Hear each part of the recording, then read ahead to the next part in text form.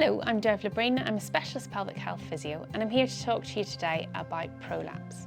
Prolapse might sound like a very scary word, but it's where the organs inside our pelvis don't quite sit in the ideal position.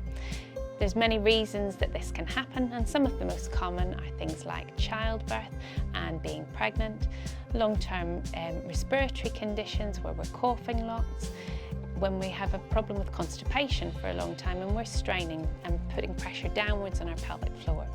Some gynae surgeries as well can lead to an increased risk of prolapse, in particular things like hysterectomy. And years down the line that can make things not sit ideally.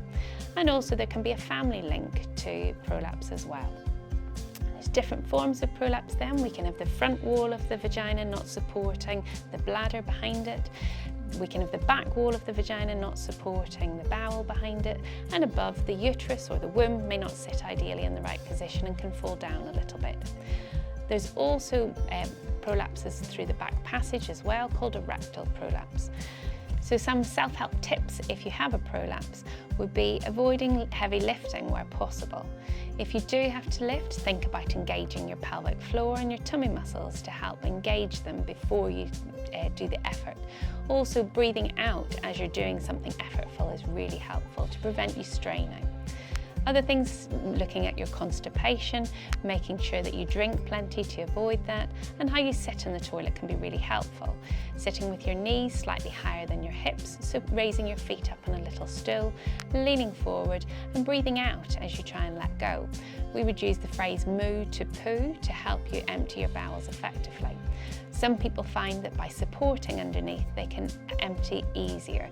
So popping your hand between your vagina to your back passage on your perineum can help you empty. Some people also have to put a finger or a thumb into their vagina and support the back wall of the vagina to allow them to empty a little bit better.